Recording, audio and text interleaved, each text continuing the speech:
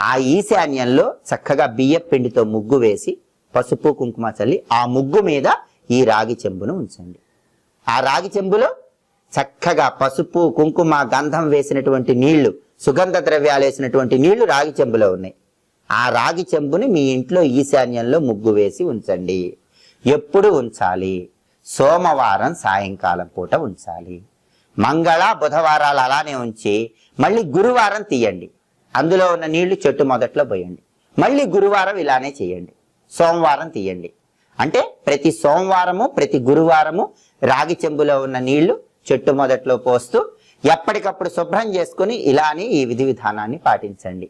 ఎవరైతే ఎప్పుడు ఈ విధంగా మీ ఇంట్లో ఈశాన్య దిక్కులో ముగ్గు వేసి ఆ పవిత్రమైన రాగి చెంబును ఉంచుతారో వాళ్ళ ఇంట్లో లక్ష్మీదేవి ఎప్పుడు ఆనందంతో నాట్యం చేస్తూ ఉంటుంది. మీ ఇల్లు విడిచి వెళ్ళమన్నా వెళ్ళదండి.